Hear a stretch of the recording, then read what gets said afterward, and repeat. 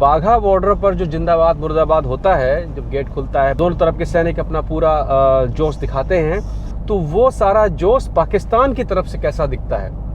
क्योंकि अभी तक तो आपने भारत की तरफ से देखा होगा, लेकिन पाकिस्तान की तरफ भी जनता होती है, उनकी तरफ से कैसे दिखता है।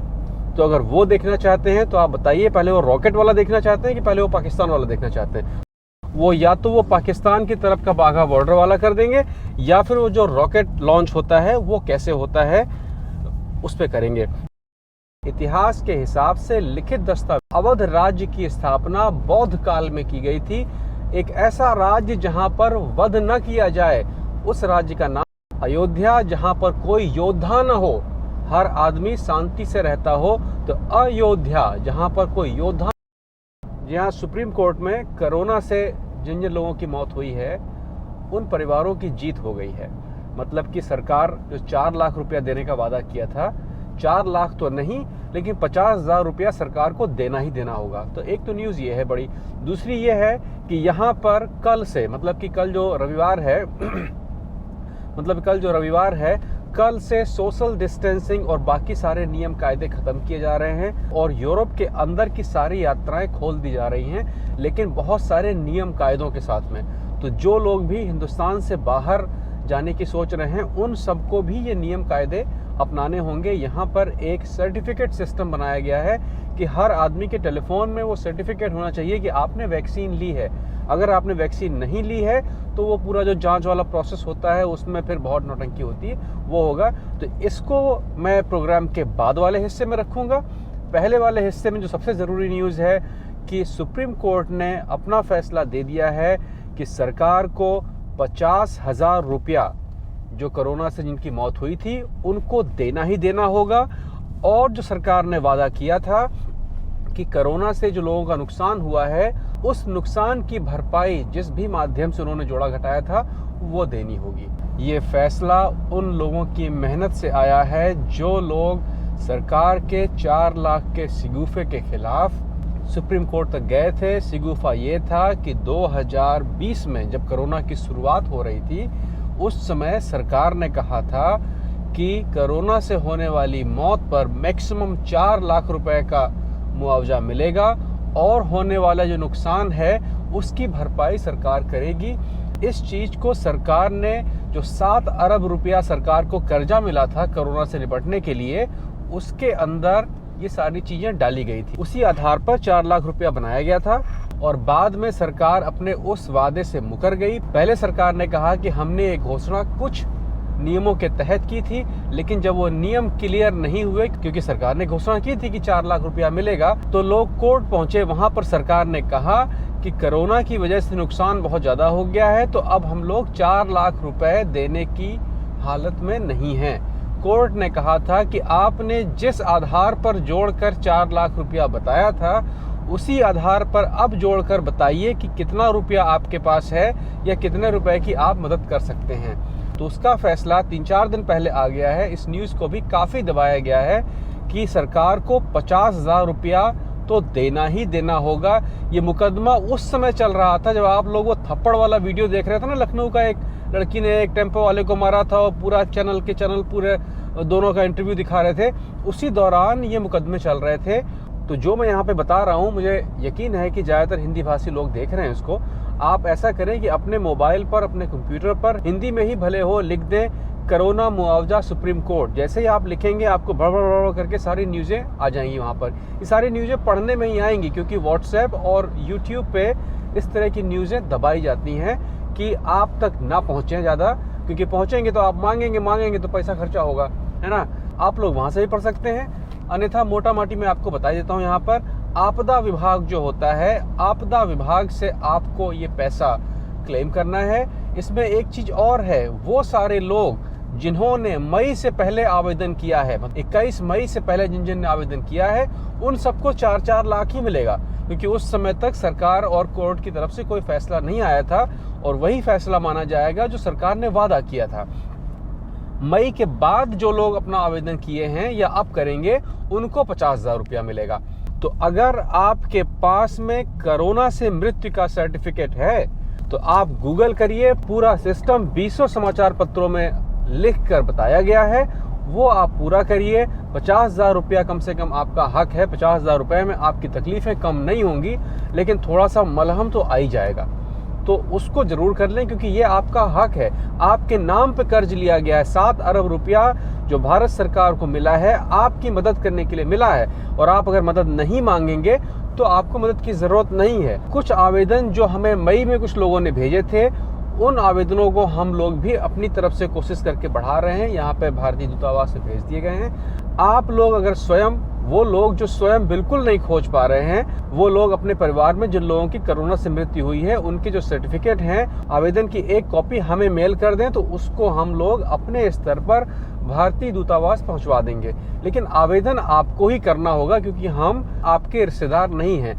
आवेदन केवल वही व्यक्ति कर सकता है जो ब्लड रिलेशन में आता हो और मृतक का आश्रित हो, मतलब कि मरने वाले के बेटे बेटियां या उनकी पत्नी या उनके पति, मतलब जो उनका आश्रित हो और ब्लड रिलेशन में आता हो। इसलिए आवेदन मुझसे नहीं होगा, लेकिन मैं आपके आवेदन को गृह मंत्रालय तक पहुंचवाने की जिम्मेदारी ले सकता हूं कि आपका आवेदन पहुंच जाएगा।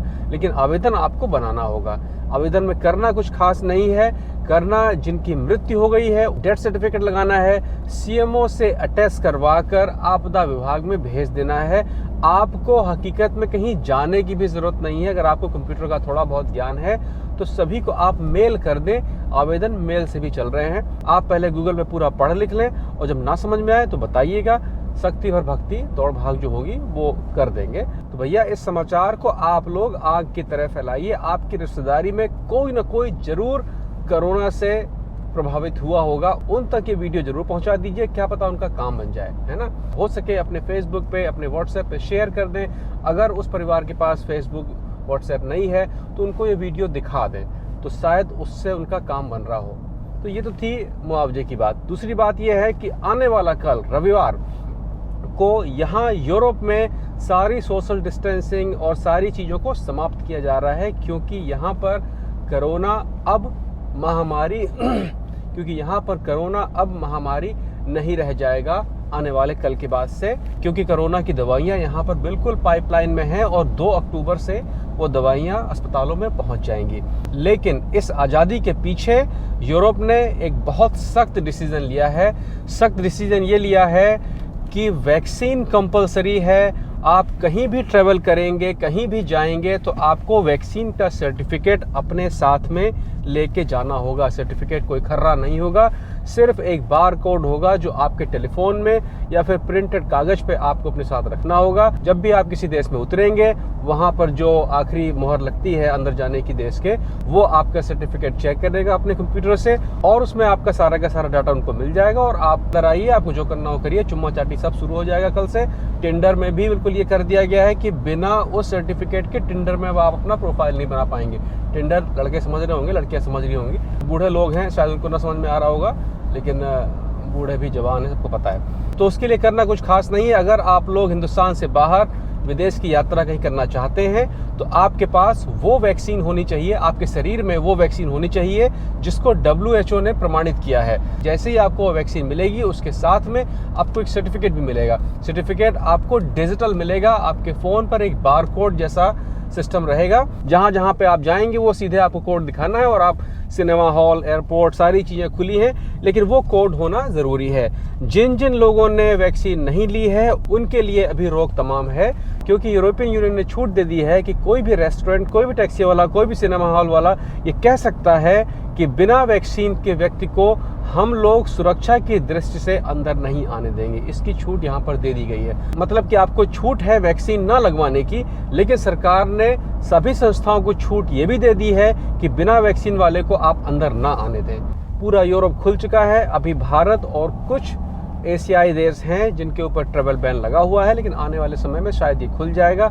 सभी को इंतज़ार नवंबर, दिसंबर, जनवरी और फरवरी का है, क्योंकि नवंबर, दिसंबर, जनवरी, फरवरी में जो तीसरी लहर है उसके वृहद रूप से आने की संभावना है। अगर नहीं आई तो बहुत अच्छी बात है, आई तो तैयारी अपनी करके रखिएगा। कल मेरे हाथ में iPhone 13 जो प्रो नया मॉडल आया है वो आ रहा है। अगर आप देखना चाहें, समझना चाहें, तो मैं आपको कल के प्रोग्राम में दिखा सकता हूं। उसके अलावा इस समय हम लोग 2 प्रोग्राम पे काम कर रहे हैं। एक साइंटिफिक प्रोग्राम है कि जो सैटेलाइट लॉन्च होता है वो कैसे काम करता है। दूसरा है कि जो बाघा बॉर्डर पर जो जिंदाबाद मुर्दाबाद होता है, जब गेट खुलता है, दोनों तरफ के सैनिक अपना पूरा जोश दिखाते हैं, तो वो सारा जोश पाकिस्तान की तरफ से कैसा दिखता है। क्योंकि अभी तक तो आपने भारत की तरफ से देखा होगा, लेकिन पाकिस्तान की तरफ भी जनता होती है, उनकी तरफ से कैसे दिखता है। तो अगर वो देखना चाहते हैं तो आप बताइए, पहले वो रॉकेट वाला देखना चाहते हैं कि पहले वो पाकिस्तान वाला देखना चाहते हैं। दोनों तैयार रखे हुए हैं बिल्कुल आपके जवाब के हिसाब से। इतवार वाला जो प्रोग्राम, संडे वाला जो प्रोग्राम है, वो या तो वो पाकिस्तान की तरफ का बाघा बॉर्डर वाला कर देंगे, या फिर वो जो रॉकेट लॉन्च होता है वो कैसे होता है उस पर करेंगे। दो बहुत अच्छे सवाल मेरे पास आए थे जिसको मैं यहाँ पर जरूर बताऊंगा, और आने वाले समय में उस पर हम लोग बात भी करेंगे। किसी ने पूछा था कि कॉन्वेंट और मॉन्टेसरी स्कूलों में फ़र्क क्या होता है। ये एक बहुत स्मार्ट सवाल है। इस तरह के सवाल जब आप लोग भेजते हैं तो मुझे खुद जोश आता है आपको जवाब देने में, कि दोनों अलग शिक्षा पद्धति हैं। Montessori school, convent school, university और एकेडमी, ये चारों अलग अलग होता है, ये नाम खाली नहीं होता है। तो इनके बारे में डिटेल आपको बहुत जल्दी बताएंगे, लेकिन अगर आपको पता हो तो ज़रा मुझे भी बताइए। तो एक चीज़ तो ये किसी ने पूछा था। दूसरा ये पूछा था कि इतिहास में अयोध्या और अवध जो दो हैं, इतिहास की बात मैं कर रहा हूँ, पौराणिक कथाओं की बात नहीं कर रहा हूँ मैं। इतिहास में अयोध्या और अवध की शुरुआत कहाँ से है। इतिहास में अयोध्या और अवध की शुरुआत, उसका उल्लेख अशोक के समय के पाली भाषा में लिखे हुए दस्तावेजों में मौजूद है। इतिहास के हिसाब से जो भारतीय पुरातत्व विभाग का इतिहास है, इतिहास के हिसाब से लिखित दस्तावेजों में अवध राज्य की स्थापना बौद्ध काल में की गई थी। एक ऐसा राज्य जहाँ पर वध न किया जाए, उस राज्य का नाम रखा गया था अवध। और अयोध्या अवध की राजधानी थी। अयोध्या जहाँ पर कोई योद्धा न हो, हर आदमी शांति से रहता हो, तो अयोध्या जहाँ पर कोई योद्धा न रहता हो, वो अयोध्या थी। ये इतिहास कहता है। आज के यहीं तक, फिर मिलेंगे या तो बाघा बॉर्डर पे या फिर अंतरिक्ष में। ठीक है, कल मिलते हैं फिर। अपना ख्याल रखिएगा, दूरी बना के रखिए। और वो लोग जिनके घर में कोई घटना घट गई है कोरोना की वजह से, प्लीज़ कृपया इस वीडियो को उन तक पहुंचा दीजिए। शायद उनको 50-50 हज़ार रुपये की मदद मिल जाए, क्या पता, है ना। ये आप ही का पैसा है। फिर मिलेंगे, आज कहीं तक, ख्याल रखिए।